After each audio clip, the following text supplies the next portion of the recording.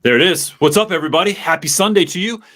This is Sunday Night Teacher Talk, where we come talk about stuff that's it's the world of teaching and beyond. And so first, I want to just thank everybody that was a part of the workshop this week, whether you were able to be there live or I realize that the time doesn't always work for everyone, but the recording. And for those of you that were there, know that the recording is already in your welcome letter. If you're a part of VIP, the Zoom Q&A, which I got cut off on at the end, is also in there as well. But look, we have another workshop coming up this month on systems, policies, procedures, and rhythms, which I think rhythms is the most important thing. And I was talking to my wife, that comes up on March 21st. My wife was saying this morning, like, why would someone go to this at this time of the school year? And I think there's a couple of reasons. One, because you're not trying to just survive the school year. You're trying to thrive to the end of the school year.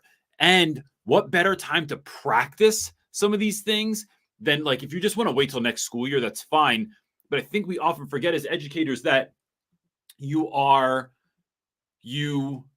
get to the end of the school year, you're tired, you ride out, you're enjoying your summer, and then by the time it's time to go back, you're not looking at things the same way. You're like a little bit more hopeful. You're kind of like back to even for a lot of folks. And so I think it's a really good idea now to practice when you're in the midst of it, when you're in the middle of all the stuff, and try and figure out some of those practices. So anyway, that's why we want to have it for you. It'll be happening March 21st at 7 p.m. Eastern Standard Time. And if you can't be there live, just show up for you can be a part of the recording and just check it out from there.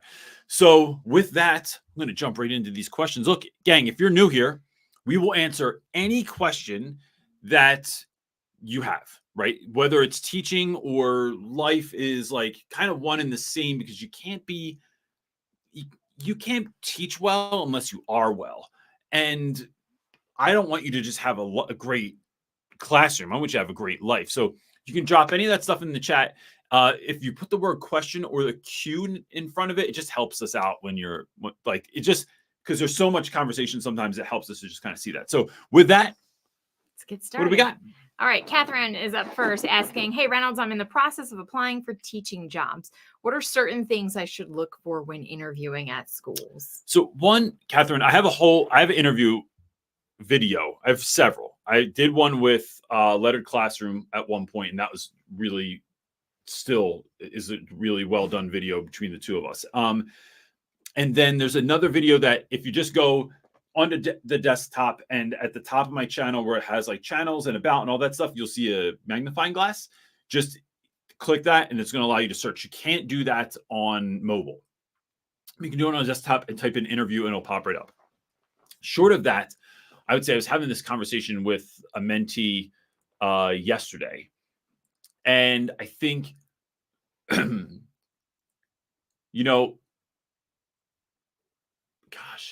I was telling him that getting your first teaching job is kind of like depending on when you got married first, there are things that if you got married again, you would look for differently. At least I hope so, right? So like when I met my wife, we were teenagers. I wasn't asking her about her financial status. I wasn't looking at her family and thinking like, is is this a group of individuals I would like to be linked to for the rest of my life? I didn't think about that. I thought she was cute. And she laughed at my jokes. And that was enough for me at that time. So if I went forward, it would be like 100% I want to know what your financial situation is like. There's certain things to look for, right? And not that you can't deal with those things, but like you just want to be ahead of them. So what are your values? What are your core values as an individual or as an educator? Also, what are your values? Like, what do you think is important in education? What do you, for you, right? So for me, it is absolute. I have to have autonomy in the classroom. I have to have the ability to not have to stay in my classroom. Like, this school is a safe space where I can take students other places. Can I have people come and visit my classroom? Can I take them on trips? What is the workload that is expected of me that you need me to do? Because I'm certainly going to load up my plate on my own, but I need to know what you need me to do. So it's looking at those sorts of things, like what the schools think are important. Things for me are students are like really like the center of all that we do. But because of that, teachers have to be the most important people in the building, hands down. And so, or I would even say staff as a whole. It's those sorts of things that I would be looking for. So that, and really, here's the thing, Catherine. Interviews are not about just schools interviewing you. It's about you interviewing schools. How are you looking at what they're doing and asking questions to them to find out if they are a good fit for you? And so there's a whole bunch else I could say, but I think it is really encapsulated in the video. But that's something to go off of right there. I love that. I love the idea of switching that, like flipping it. It's like knowing that you would be a good asset, but like, are you a good fit for that place? Yeah. I think that can absolve some of the nerves, at least for me. Yeah. It would. And I mean, and like some teachers where you teach, there might not be a lot of schools for you to go to. So, but I mean, even here, we're in the middle of and I'm not gonna say like the middle of nowhere, but like it's not like Philly, right? Like it's not a lot around. We are a town. The next town's 25 miles away, right? Like we're not close to another town. But when we were looking for schools for our kids, there were quite a few options. We went to like 7 or 8 schools to go look to see, I think it's also reminding yourself that like, it's like house hunting, right? You have a wish list of all the things you want in a home, but you're never going to find one that fits and checks all the boxes. But it's like, what are your most important? Yeah. What are your negotiables? Like that sort of thing. Yeah. All right. Evan is up next asking, I'm a first-year Latin teacher. I love Latin. I'm glad to be teaching it, and I think it's worth studying for its own sake. But how can I increase buy-in for a subject that is not as relevant or practical as other subjects?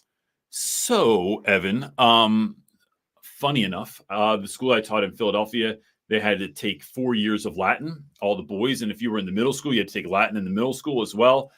We went to all Penn State's Latin, I think it was called Cretamen, some kind of Latin convention thing. And I just remember we had to wear togas, which we didn't have money for. So we just took our bed sheets off and pinned them on our bodies. And we went in that way. So the teachers I've seen do it the best when teaching Latin or any number of other subjects that are not core curriculum subjects. The people I've ever seen do that the best are the folks that, one, build close relationships with students. And the value in that is that when you build those relationships with students, they're far more apt to buy into what you're talking about. There's a know, like, and trust factor, as they talk about in the business world. So kids know you, they like you, and by virtue of that, they will trust. They're more often going to trust you that when you say this is important, or that this matters, or that we have to do this. The other thing is, it is your job, though, Evan, to figure out how does this fit into their lives, right? So like you say that there's value in it, but whether that's you're teaching computer science, you're teaching Latin, you're teaching Spanish, you're teaching business 101, you're teaching any number of other art. A lot of art teachers feel like this too, where they get kids that don't want to learn art, and they get put into their classroom, and then it's their job to somehow convince them that art is important. And so if we can't connect it to the real world, right? So then we're lost, right? So we have to do that work to figure that out. Now, look, this could happen by connecting with other Latin teachers in the world. I'm sure there are Facebook groups for Latin teachers. I know certainly there's our Facebook group that you could go into and see, like, hey, or there, maybe if there's not even, I'm sure certain there's Latin teachers in there. I mean, there's like almost 7,000 people in the group, I think. But like, if there's not a Latin teacher, is there someone else that is teaches a language or teaches like those things that aren't on state tests, right? So those classes. The other thing is it's getting kids. I think that one of the things I think we miss out on is that it's important, but that is it interesting to me, right? So I've seen Latin teachers that just show Gladiator, they just break down Harry Potter terms, and some of that stuff can be good, but it's what it ends up is they start. This is part of the reason I made this video recently. Like, is it a tool or a crutch? Because I think people use movies and technology wrong oftentimes in school. Can you figure out a way to make it interesting? So I remember a Latin teacher I taught with that had somebody come in from University of Pennsylvania that was in the, I want to say they were in the Latin department there, but they brought in all kinds of swords and weaponry. Someone else brought in like pottery from that time and talked about all these aspects of it and how they would fight and why this, like, talked about the culture and got kids excited about that. Because I mean, it's all boys. So it's like you bring in a bunch of swords and it's game on. And they were all, ready to fight. But it was something that made that class exciting too. So how can we bring this culture and make it come alive? I had another teacher that would on Fridays, I forget what the class, the thing was called Ancient Cuisine, and was her Friday activity. I called it old ass food, but she would bring in things like fish oil and different stuff from the time of the Roman Empire, and the kids would try it. And it was really incredible, but that was just like one aspect to kind of make that come alive. So that's where I would start, is excitement, connecting it to the real world, and finding out best practices from someone that's doing exactly what it is that you're doing, or at least something close. All right, we're jumping to, I think their name is MIDI, but thanks for the super chat. Oh, thank you very much. I'm not on this camera. I got sidetracked. Yeah, thanks for look, the super chat. Let's talk about while we're doing that real quick. Okay. It is, I realize that every week, it's hard to get through a lot of questions. And so, but if you do a super chat, it bumps you to the top of the list, right? So it's not a way to kind of get super chats, but it's just like, hey, if you do it, I want to honor that. Right. That's why we're doing it. So thank you very much for that, by the way. Okay. Asking, I'm about to finish my English literature degree and I'm looking to move into teaching. I won't finish my degree with licensure.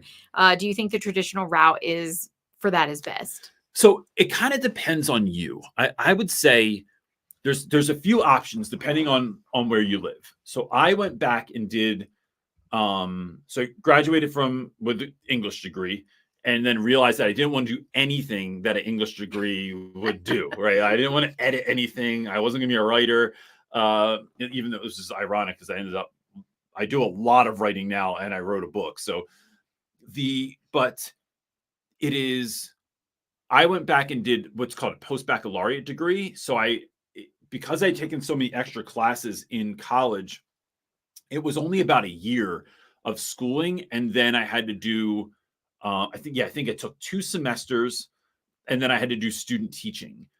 I wanted the student teaching experience. In retrospect, I mean, that really put me in I'll be real honest with you, put me in some serious credit card debt, because I couldn't work during that time, because I was teaching all day, or I was at the school, or I was helping with the play, and I wanted a full experience. So, but if you have the means to do that, I liked student teaching. I felt like it gave me a chance to try, a chance to fail, a chance to experiment, a chance to really get some real insight on what I was doing. But I also had the most ideal student teaching experience I could imagine. It's the place where I did my, what is it, your practicum? I think it was like my opportunity in a school before that. That teacher that I was with told my school he wanted me to student teach with him, and then was just the best student teaching mentor I could have ever hoped for. So after that, I went into teaching and I felt more prepared. Now I do know, funny enough, I just did the keynote for Rutgers University yesterday morning for their alternate route program, which is you start teaching. So, excuse me, these are folks that are not always, but typically a little further on in life, like they're not 22. They are looking to get into teaching. So what they do is you get emergency placement. You can teach, so you're making money, but then you're learning on the back end. That was not something I wanted to do heavy lifting with. So I did the student teaching route. So I think it's either the only one I think is really intense is something like Teach for America. I've worked with them before. I've never gone through their program, but I've been a mentor for them for a bunch of summers in a row. That's not for the faint of heart.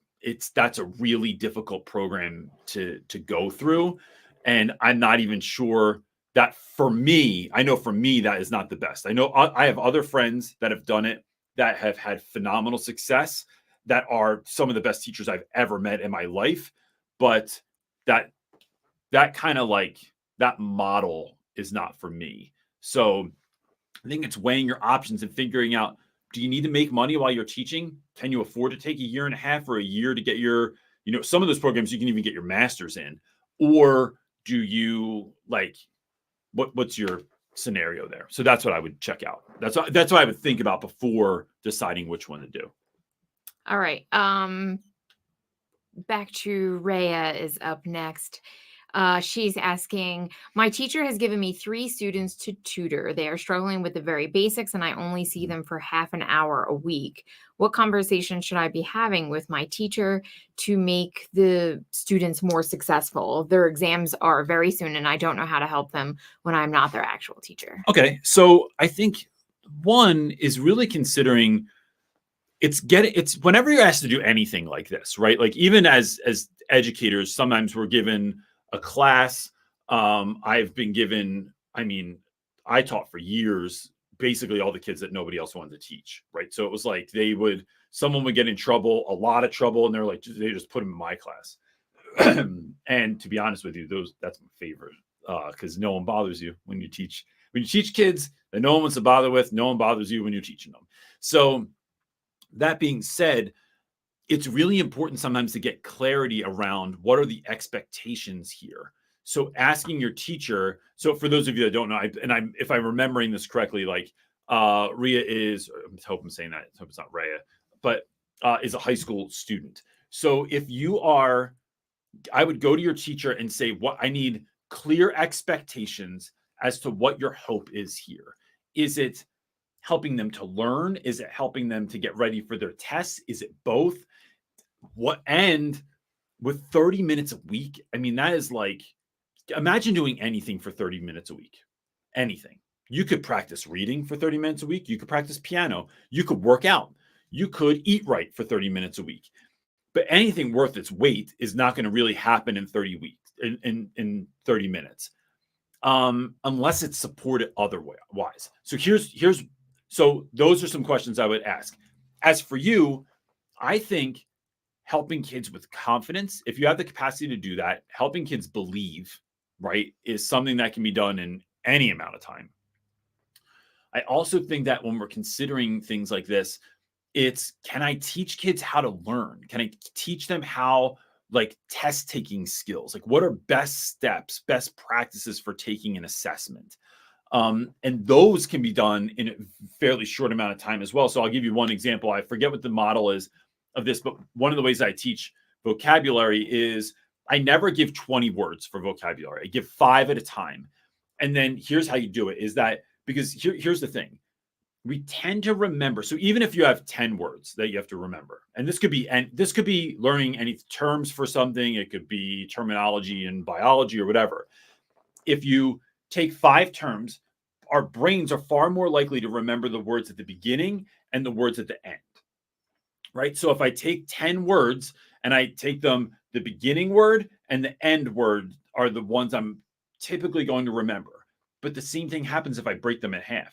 If I just study these 5 terms first, it's this word and this word. Then if I do these 5 terms, it's this word and this word. So now I just double the amount of words that I can remember And that's just one of those, like a simple task that is a trick for the brain to like breaking things up. This is why chunking is so important. Instead of reading for 40 minutes, can you read in 10-minute chunks, 15-minute chunks, and then a 10-minute at the end?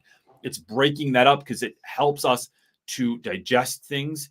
It helps students to process it easier and helps us to remember it easier as well. But I'd start with going to your teacher and asking, what's the expectation here for what I need to be doing, and make sure that it's clear. And if you don't understand, ask follow-up questions. It's all right because you're doing it for your students. All right. Next up is John Fox asking, there's a phrase, you teach people how to treat you. Oh, if a coworker says something condescending or judgmental to you, how can you calmly communicate that's not acceptable to you? So some of this, Fox, is going to do with your personality. And sometimes that is a created personality. My initial reaction is I get aggravated. I get angry about, like, if someone is just kind of mean, I just get pissed off and it aggravates me.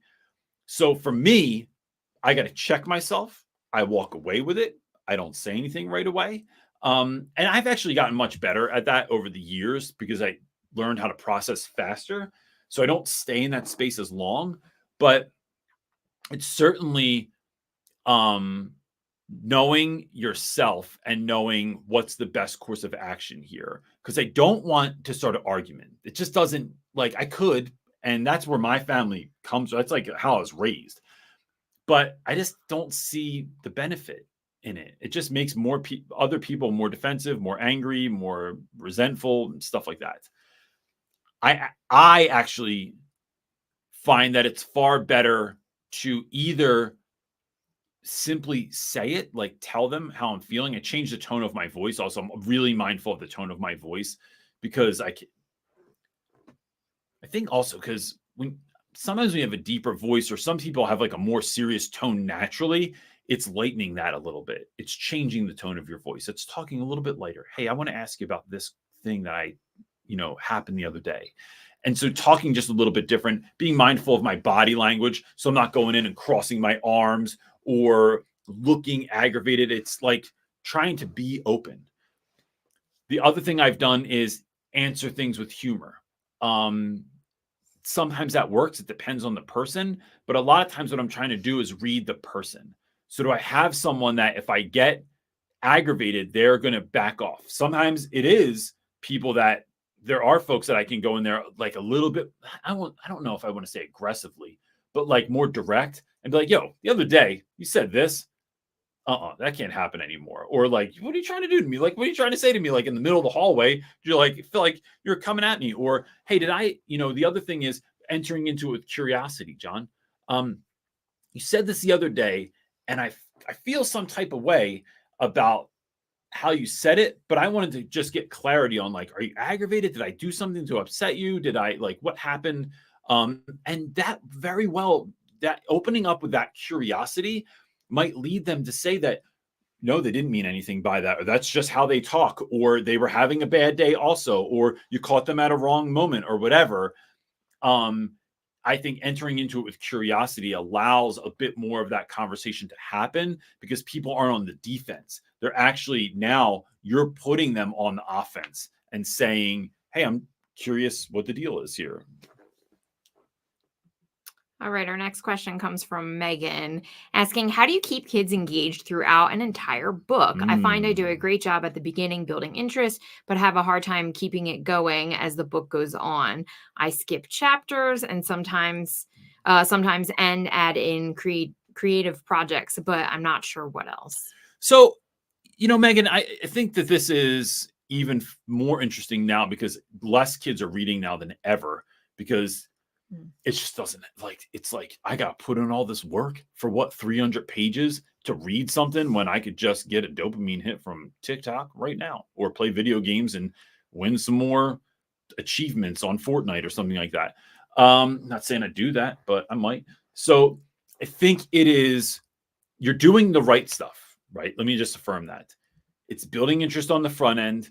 It's putting in interesting projects or something cool or fun or meaningful in the middle. And look, I love that you say cutting out chapters, because that is like blasphemy for English teachers. And I do it all the time. There are certain parts, especially when you're reading Shakespeare, there's these whole monologues that were supposed to be interesting or funny or curious back in the day, but now they're just long. It's lost its meaning. And to be honest with you, I look at, there's certain books like Fahrenheit, man, I'm going to get some hate for this.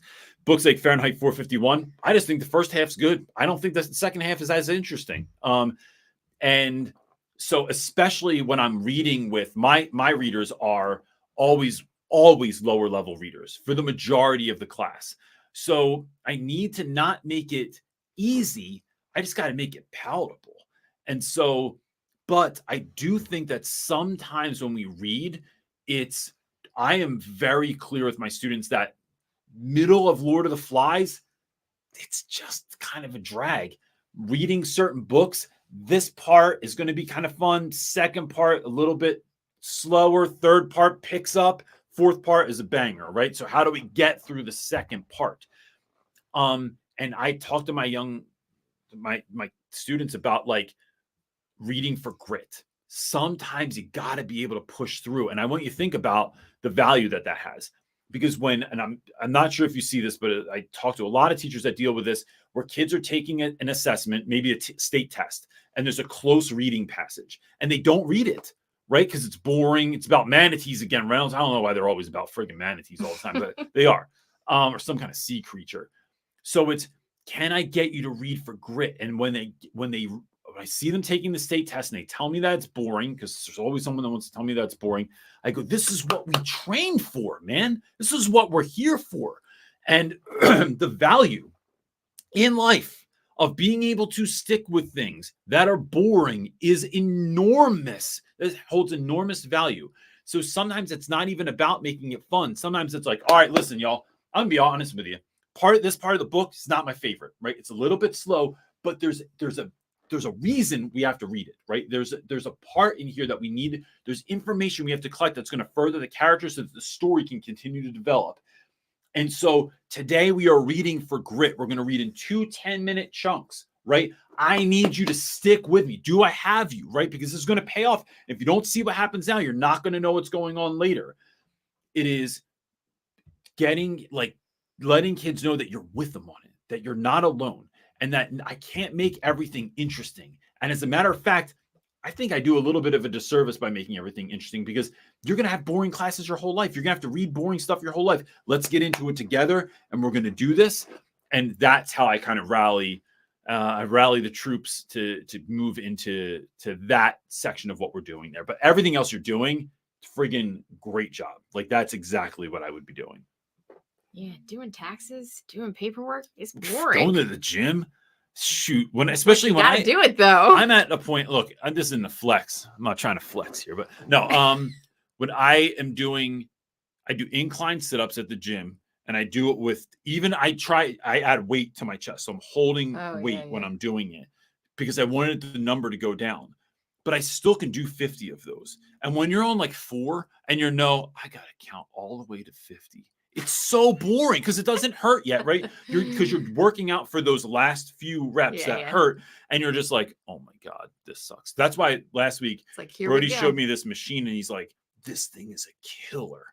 And it's some crazy ab machine, and I could do like 12, and I'm like, this is what I'm coming back to, because I don't feel like doing 50 of them. It's boring, right? Reps are boring. Yes. All right. Gian is up next asking, if you decided to return to the classroom, what would your ideal instructional leadership look like? Those are always fun questions. Gian, I think my leader would be like Willy Wonka. No. So I think if I went back to a school, I would find a school that was the closest fit to what I wanted. I don't think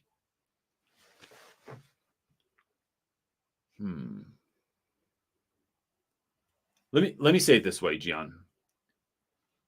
I read this or heard this somewhere recently. This idea of, what do you want to want?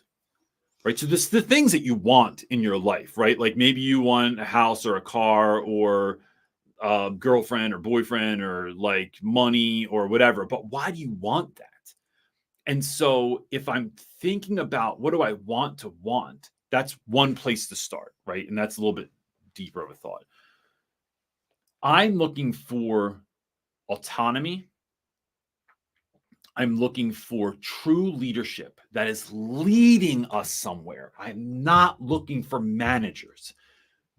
I don't want someone who's trying to keep the status quo, who just keeps the school from sinking. I'm trying to go on an adventure of like, these are the students we're working with. How do we help them get to where they're going? I'm looking for someone that values educators, that tries to build a strong community, that only hires really good people that are really about what they're doing. Can you hit the close on that, buddy? Careful. All right. So sorry, the camera is low battery. It's, do I have support, right? Like I realized that the older I got as a teacher, the more I looked for feedback. But I want to know that I'm getting good feedback. Am I getting training? Am I getting like some lame ass professional development or something actually great, which is why I love doing professional development, right? I love going to schools and speaking at them because it allows me the opportunity to be the professional development that I always wished that I had. It's why we also lead these workshops. It's like, this is a training I wish I had. So like, I'm hoping someone else out there wants that. And I'm looking, I think, almost more than anything, gosh, here's a big one. Almost more than anything, do the people that work at the school enjoy working there? I think that is overlooked. I think so as an administrator, I'm looking for people that are passionate, that have a real passion around what they're doing and love it and are joyful. You can teach people to teach well. It is very hard to teach joy. And so I'm looking for a place that encaptures that more than almost anything. And because all those other pieces are probably there if people are truly joyful about where they work. That's a good answer. Thanks. All right. Up next is Appreciate it. PKITP 353 asking, "Hi Ryan, I'm a first year high school." You just thought my name was Ryan because it's Reynolds. So many people do that, and we laugh at it because it's ridiculous. Because when you think of that Reynolds, guy's great. I'll take it. You think of And that Ryan new Reynolds. If movie looks awesome. But this is CJ. Go ahead. Asking, "I'm a first year high school CTE teacher. How do you handle students that are defiant and don't like listening to any instruction?" So I think, gosh, that's a big question. And I'm not. So I'm going to answer your question, but I want to give you a resource first. I think that going on our YouTube channel and watching anything that has to do with classroom management, I think also, like, this is why we're running this workshop right now. We're doing a workshop around classroom management. We broke it into its core components, which I think is building relationships, creating engagement, policies, procedures, and rhythms. And then I'm going to do one at the end that's like, here's stuff I wish I knew. Like, these are the mistakes that I made along the way that I want you to learn from. Because, man, I'll tell you what, you can learn from experience, but it just takes too long sometimes. So, but in short, it's looking at things like, why are kids defiant? I think that's why building relationships is so crucial, because it allows us to know what's going on, right? If you find out that a kid they're just a pain in the butt every day in class, or they don't want to do anything, they're kind of mean, but you find out their story and you find out, like, I've had kids where, like, you meet their dad and you go, oops, sorry, I will never yell at you again because I see where you're coming from, right? Or you meet like a mom that's belligerent. I once had a mom punch her kid in the face in front of me in school at a parent-teacher conference. And I was like, oh, I will be far kinder with you and more empathetic in the classroom because I can see that we don't want that to happen again. So it's really trying to get to know your students. It's also, I think, wondering, is there something in your pedagogy that might be leading to this, right? So I think it's oftentimes we tend to put, and I'm not saying this is your situation, I have no idea, but in my worst classes, I always have to ask, is it me or is it the students or is it both? So if I make something as engaging, and that doesn't mean fun, right? Like fun. Yeah. I am all about fun, but engaging means, is there a reason that kids have to do the work and do it now, right? Or are you just taking late work forever? Because then there's no urgency. Do I need this done in 10 minutes? And in 10 minutes, I'm collecting this? And why? I need to be able to explain why. As a matter of fact, I need to be able to explain why for everything. Why are we learning this stuff? Why do I can only write and these are real things in my class. Why can't I be late? Why won't you give me the work if I'm late? Why can I only write in black pen or blue pen? Even though I hate blue pen because it's ugly and it's unprofessional. But why can't I write, like my kids can't write in red? And if you write in red, I won't grade it. What do I do if I only have a red pen? Why can't I talk when you're talking? Why can't I go to the bathroom right now? Why can't I hand this in late? Why don't you do extra credit work? Why don't you, all these why? I have a why for every single rule, policy, procedure, and rhythm in my classroom. I have a why for every single assignment. I have a why for why we're doing this assignment. I have a why for why we're doing group work, why we're doing individual work, why we're doing working in groups, why you can't work with your friend right now, why you have to work with a stranger. There is a why for all of this. And that, look, as a first-year teacher, I don't expect you ever to have all that figured out, but it is trying to work towards that. The other thing is, and this is the last thing I'll say, is having deep grace for yourself. Teaching is the only job, we just talked about this yesterday when I was giving this keynote, the only job in the world you're expected to be great at right away. There's no differentiation between the expectations between a teacher that's been teaching for 5 minutes and a teacher that's been teaching for 50 years, right? There's no difference. It is, they still give you the same kind of students, same number of classes, the same number of duties. It's not like they start you off light. At least if you work at McDonald's, you're in charge of like basically sweeping stuff up and cutting things when you first get the job there. You're not in charge of the register. You're not in charge of running the drive-through. You're certainly not in charge of burgers, right? But in teaching, we're like, oh, you learned about all the theory for years in class, and then you just kick you off the high dive, right?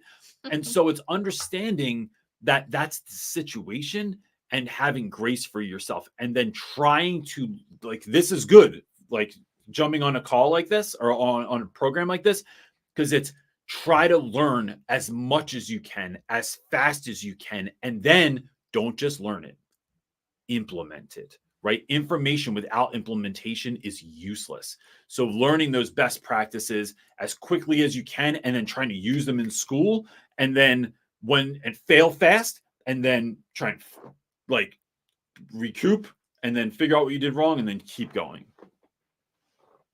I really love in the building workshop or the building relationships workshop that you did. I love in there you gave a resource to like really break down those, like how you break down to really difficult kids that when you've done all the other stuff and none of it's kind of working and they're still that really difficult student. Because you have like those few really resistant kids. Yeah. Right. And you work those down. But I haven't, What is it? What do I call it? The reluctant, the resistant, and I don't remember. Something else. It was something. But you can sign up for that workshop if you want, and you can just sign up for that one. Yeah. You don't have to do the whole series. You can pick which out of the 4 work for you if you need a specific one. Yeah. Okay. Maisha is up next. You made a video about moving to New Mexico, and now that you will be coming on 6 months of living there soon, will you be making a video reflecting on how living in New Mexico has been? That's a good question. I always wonder who's interested in that. Like, if you notice, like we used to do life updates and stuff like that, classroom updates, and they don't get a big bang for their buck, which is not like necessarily why I do it. But I don't want to pretend that people are interested in our life. Like they're here for teaching content. So maybe I will. I mean, I think that might be. Let us know. If you maybe we'll just do it for the people that want to watch it. Even if it's just you, Maisha. Yeah. So we'll do it together. Oh, I don't know about that. Yeah. This is enough for me. Yeah, because it's been, I mean, being here has been absolutely life-changing in like 100 ways. Yeah. It's been good. Yeah. Plus, it's like 75 degrees out today. I know. I don't even know why I'm wearing this jacket. Although springtime in the high plains is it's windy. Man, it's windy and it's like but we're deserty. We're like over dirt that just flies around. That's a whole everywhere. New thing. Never had this much dirt. It's No. like we're at over 4,000 feet. So yeah, it's crazy. Makes an impact. All right. Next up is Josh asking, I have conferences this week that are virtual and 5 minutes each. Oh gosh, that's short. Oh. I teach middle school students of various languages and backgrounds. What are some ways that I can keep my input short and specific? All right. So first, Josh, this is one of those things. I'm going to say it on the front end. You need to talk to your administration because 5-minute conferences are no good. I have had those. I know what they're trying to do there. My conferences. So on the flip side, and I'm not telling anyone to do this, but I refused to do those. And I contacted my parents ahead of time, told them I wouldn't do that. I would instead schedule times. And then I'd stay like 2 hours after everybody else left to make sure I met everyone because I just think they're that important and because I enjoy doing them. I think the way to make those the best out of those is, especially if you have folks that are speaking different languages, if you don't speak that language, having someone that can translate. I don't like trusting students to translate. I just think you're not telling your mom everything I'm saying because she doesn't look that mad and she should right now. So I used to have like that is so true. Yeah, I used to have like Romina come in and do it because Romina would be like, "Yo, I'm about to say," and I'm like, "Don't say it mean," because she'd be like, "They're not doing any work." Yo, blah, blah, and she would start saying, "I'm like, no, dial down, girl." I can see you getting down. The mom's really mad. So it's having someone there that can translate if necessary. It's having. I try and send information on the front end. So here's a snapshot of your kids' grades. Here's what is available at school. So letting parents know, we have this one workshop that is, we only ever sell it as add-ons called That One Kid. And it comes with this success menu. But what that is, part of that is basically is like, I want parents to know that I don't do makeup work, that I don't do late work, but I'm available every single day after school to help your kid. I'm actually available every day before school, during lunch, and after school. I am also available at other times should your student need it. They just have to communicate it with me first. I run study groups. I run tutoring sessions. Here's how I post all the work. Here's how I remind the kids that kids can retake assessments so assessments are always on a Friday. So Monday, Tuesday, Wednesday, the following week, they can retake assessments.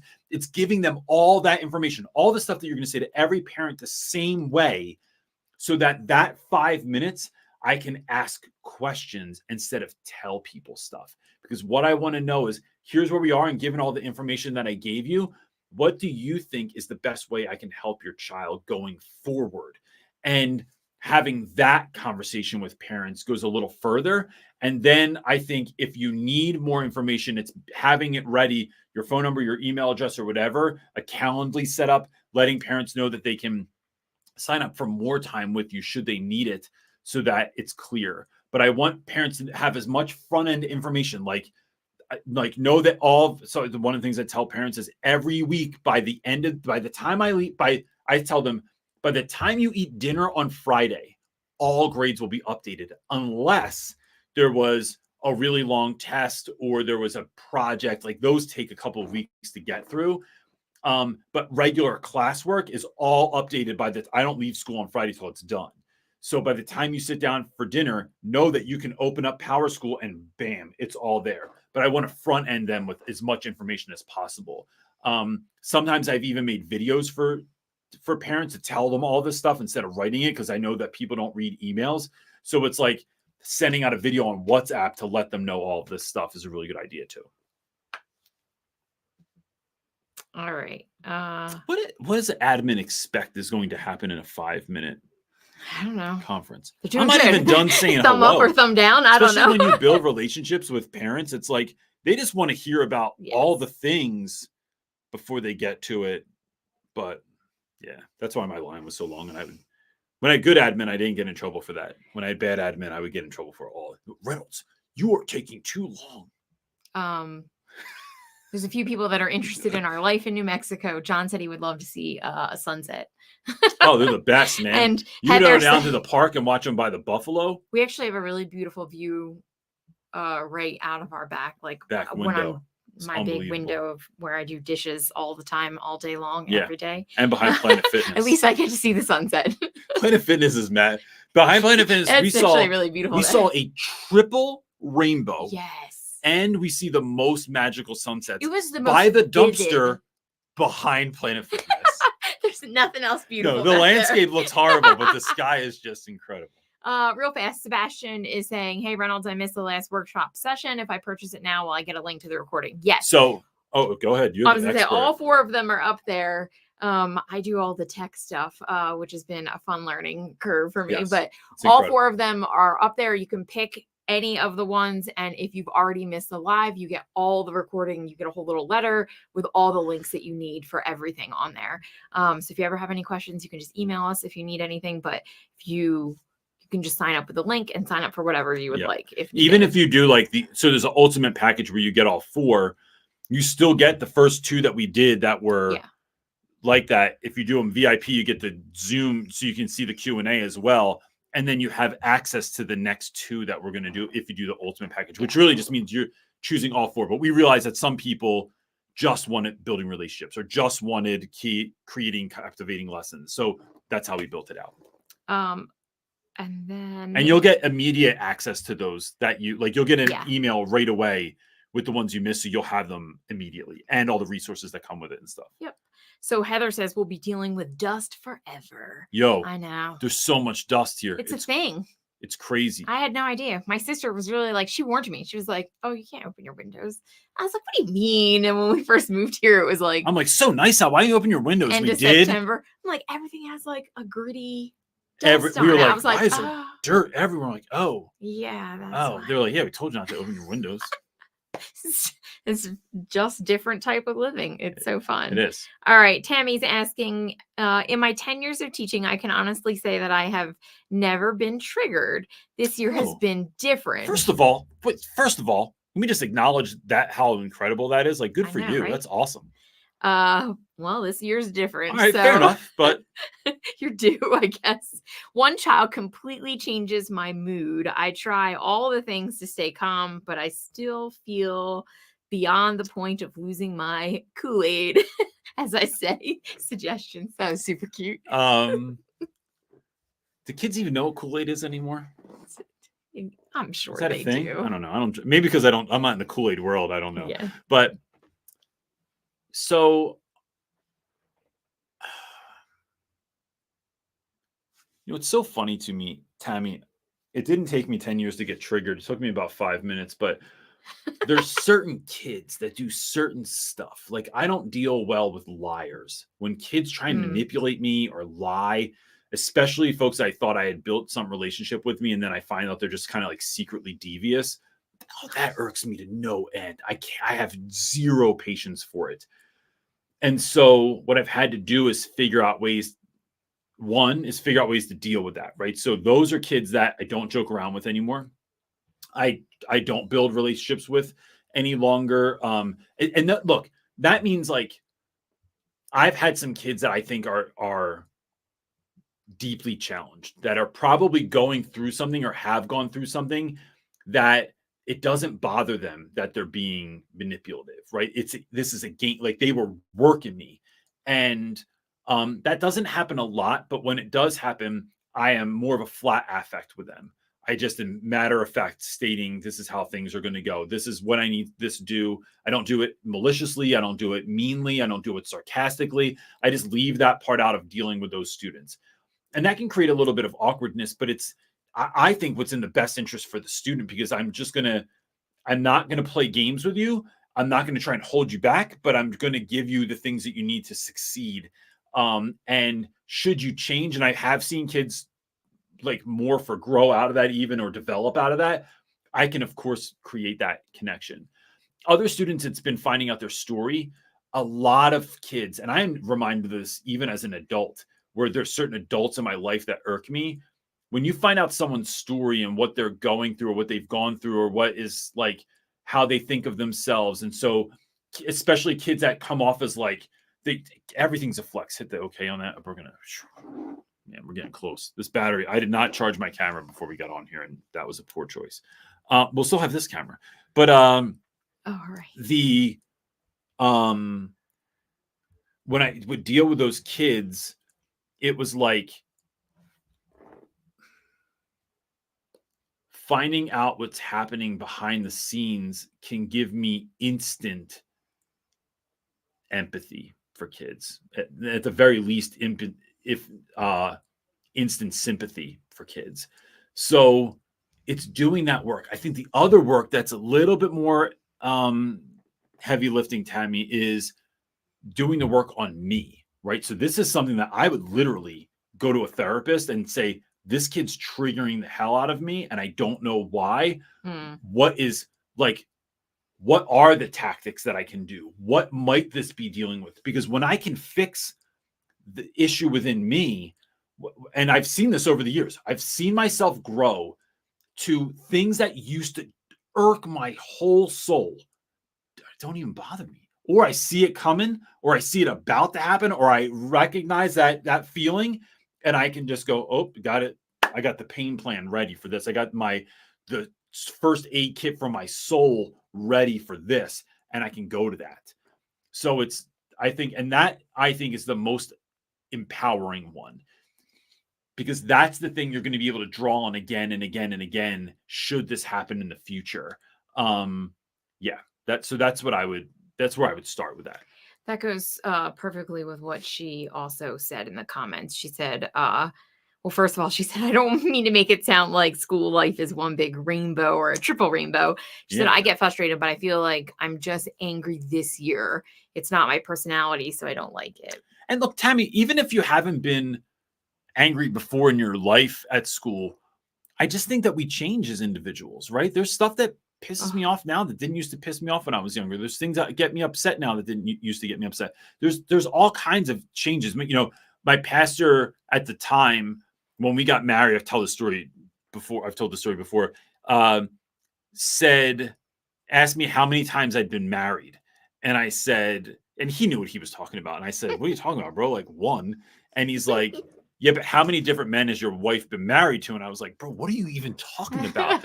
And this was this cute way of saying that we change as individuals. That the person, when I met my wife when she was 16 years old, is not entirely the same person that she is now. There's still traits there, right? But like we grow, we develop, we change. And I think my 20s, even though I had a hard 20s, I had a really fun 20s also. My 30s were hard as hell, man. It was like all the stuff caught up with me. It's like mom's death, dad's death, dealing with stepdad, siblings, all the things caught up with me. And 30s were therapy. It was my 30th. It was, what am I saying here? Yeah, 30s in therapy. And so I think doing some of that back work is just going to empower you to move forward for the rest of your life. Yeah, absolutely. Okay, Jennifer Milton is up next asking, how do you increase the pace after a chaotic third quarter? Snow days, parade, violence, etc.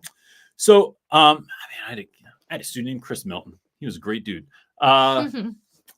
So I think it's about figuring out what do you have to get through? What do you have to do? Right. So I remember we were reading, here's a really extreme example. We were reading Merchant of Venice. This has happened a couple times during Merchant of Venice. Reading Merchant of Venice, and you get to the end, there's like, it's this kind of potentially violent scene. And there was a guy that had escaped from, there was something that went down in West Philly, and there was a guy shot outside of my classroom window, not related to the students at all. And we saw him. And then we saw him, like he passed away in front of my classroom outside the window. And it was tragic. To go back into reading that scene just wasn't going to work. Another year, I lost a student while we were reading Lord of the Flies. Lord of the Flies has a number of kids that are killed in it. I scrapped it, right? Other years, I've had to have conversations with my students. Other years, we've dealt with any number of traumas or things happening in and around the school that you just have to figure out, like, what do I need kids to learn? Because I didn't need them to learn Lord of the Flies. I was teaching things like characterization through Lord of the Flies. I was teaching things like plot development or something like that. So it's really getting clear on your core aspects that you have to teach. and then figuring out, is there another way I can do this? One of the things we talked about in this last workshop was getting really clear on what if this was easy. So let me simplify this, because I think sometimes units take 5, 6, 7, 8 weeks, whatever it takes, because we have 5, 6, 7, 8 weeks to do it. I think sometimes a certain thing that we're teaching in class, a concept, takes 50 minutes because we have 50 minutes to teach it. So what the hell else am I going to do? So it's really getting clear on that. It's really having those conversations with your students and letting them know where you want to get, but also identifying the things that you've been going through and the difficulty that has created. And then letting them know that you're about them, that you're here for them, that you love them, that you want this to still be the best end of the year, even though all the other stuff that has happened. I still want to thrive in the end of this year because of you, because I want you to have the best school experience. So here's what we're going to get clear on. Here's how we're going to do it. And this is how we're going to roll it out and still make the best of this. And make the rest of the year the best of the year. I love communicating that with kids because it lets you know that you're on team them. And I think that that's really important. That's it for questions. Awesome. That reminds me of Issa's nonprofit that she had, Team Us Together, it was called. And it was about having that sense of unity and letting people know. So look, gang, if you like this, please hit the like button. It just helps us out. And share it with somebody. If invite a friend if you think that this would help them. And look, if you need more help, we do offer, there's mentoring on the website. You can sign up for one-on-one mentoring. There's the book, there's the Facebook group. There's all these videos, that over 700 videos completely for free on YouTube. But if you need more direct, if you need that honed in, the workshops are the way to go on that. So it's like really trying to take all these videos of this stuff and pare it down, organized and told to you like in hour-ish long chunks. It's supposed to be 45 minutes, but it's hour. The last one was an hour and 15 because I can't help myself. So yeah, so all that stuff exists. Anything else? Nope, that's it. Cool. Oh man, we're not set up. All you got just everybody have a great week. Have a great week. We'll see you next week. Peace.